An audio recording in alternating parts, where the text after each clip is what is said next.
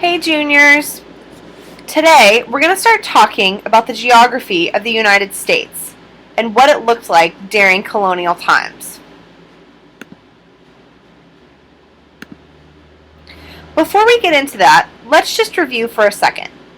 Yesterday we talked about Jamestown and Plymouth Colony. They were settled for two different reasons, but Jamestown is located in Virginia near the Chesapeake Bay, and Plymouth is located in Massachusetts near present-day Boston. The main cash crop in Jamestown was tobacco, while in Plymouth, shipbuilding and whaling were big industries. Jamestown was settled for land and natural resources like fertile soil for agriculture and so that the settlers could access the wood from the forests for building homes. Likewise, Plymouth was settled by pilgrims looking for religious freedom. You do not need to copy any of this down, as all of this should be in your notes from yesterday. So let's move on to our objective. We know that Britain, by the end of colonization, had settled 13 original colonies. However, we need to break these in to three different groups and also identify key features of U.S. geography that affected the history. So go ahead and take a second and copy down this objective at the top of your notes page.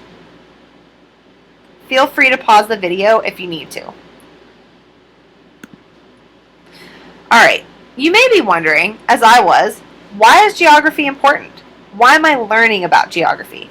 And how in the heck does geography relate to history? Well, what we're going to learn today is that history is actually defined by geography in a lot of cases. Alright, geography is important because physical features of the land affect settlement movement and the types of trades that people do in specific areas. For example, have you ever heard of anyone growing cotton in Maine? The climate is way too cold and the soil isn't fertile enough. So explorers knew that if they were going to grow things like cotton and tobacco, it needed to be done in a warm climate where the plants could flourish. Now that is just one example. Wait a minute. What are physical features? Physical features are distinctive aspects of geography that pertain to climate, landforms, soil, etc. So some examples might be a mountain range, or some fertile soil that allows plants to grow. Some other examples, as this diagram shows, might be rivers or lakes or plateaus or any kind of landform that would show up on a physical map. This definition of physical features does need to be copied down into your notes, as this will come across in your vocabulary lessons on Quizlet later in the week.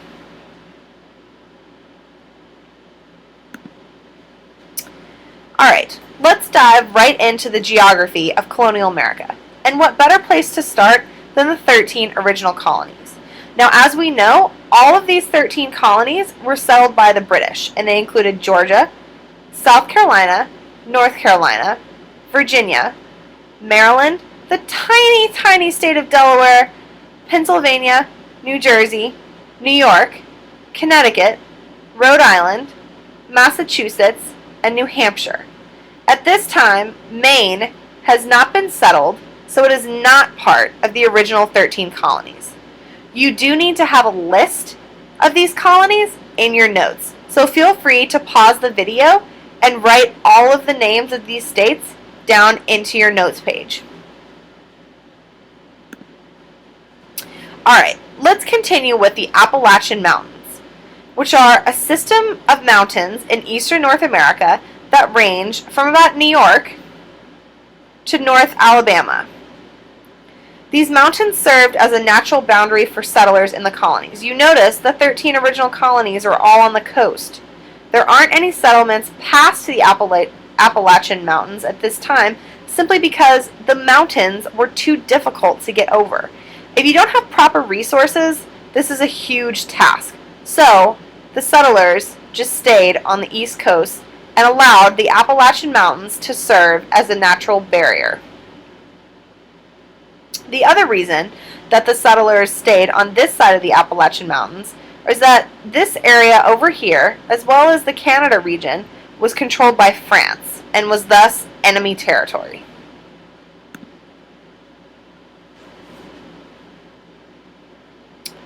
Alright, the Ohio River.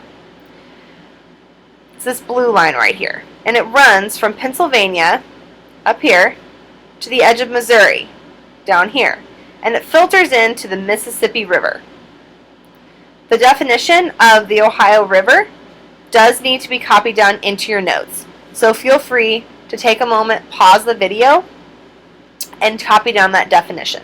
This region is going to be super important later on when settlers finally do cross the Appalachian Mountains, which are right here, and come into this territory, as this area is very wealthy in the fur trade.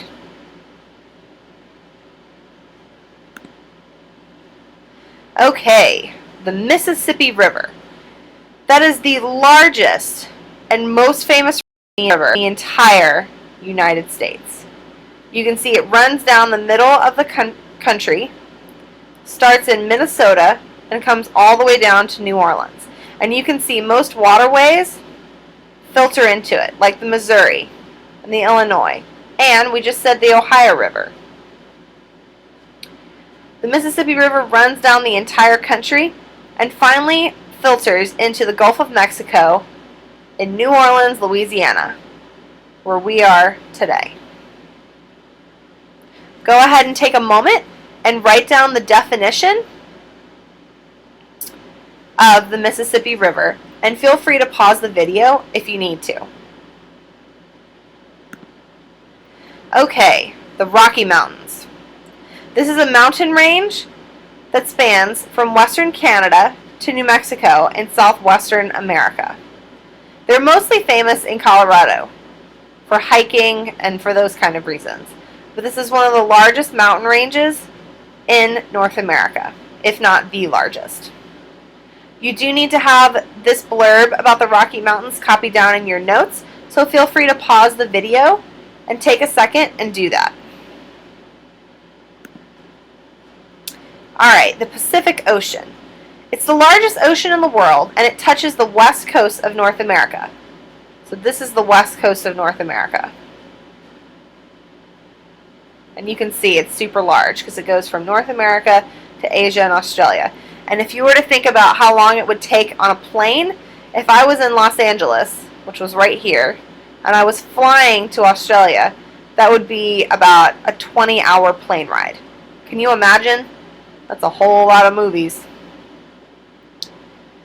Okay, moving on. The Atlantic Ocean. This is probably the most important ocean for this class. And it's the ocean between the Americas and Africa and England. So explorers would have come from Europe or would have been engaging in the slave trade in Africa and sailed from one of these two continents to North America or South America. Now this trip on a ship probably would have taken about 2 to 3 months. Today, as you know, you can get on an airplane in North America and be in Europe by about 5 or 6 hours later. That's pretty incredible if you think about it. You do need to have the definition of the Atlantic Ocean, which is this blurb here, copied down into your notes. So take a moment and pick up your pencil or pen, pause the video, and write down that definition. Okay, moving on. Now, I don't want us to get confused. Since we've really only talked about the British so far, I don't want you to think that they were the only ones that were in North America, because France was actually in North America, and so was Spain.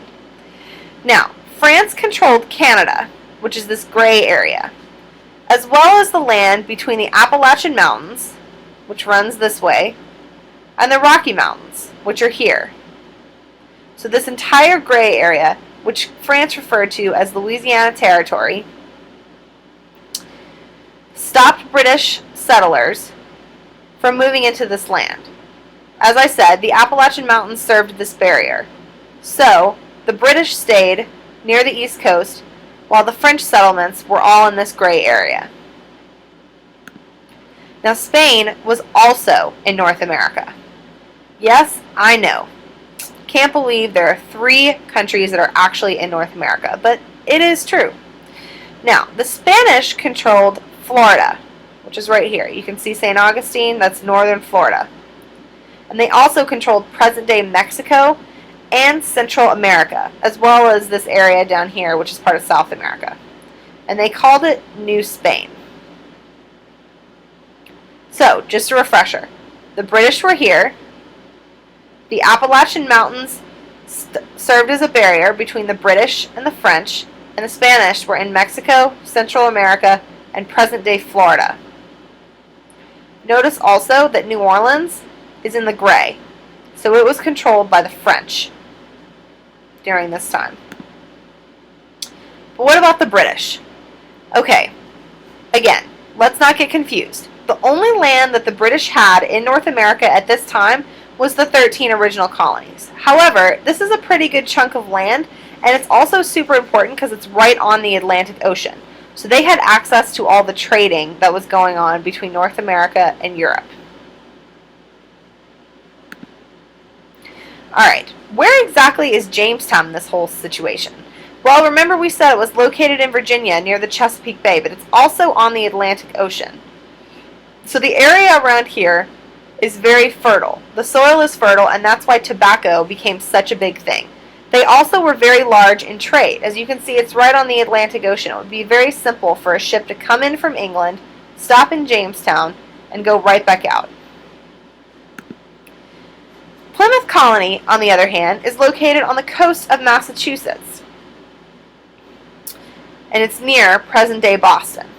So you see, here's Plymouth right here. Here's Boston. This entire area. Now, Boston, I want you to pay particular attention to that city because it's going to become very important to American history in the next few days in the events leading up to the American Revolution. Woo! Okay, moving on. It's now time to practice, and it's going to be your turn to identify the points on the map. Thanks for listening, and I hope everyone understood the new material today.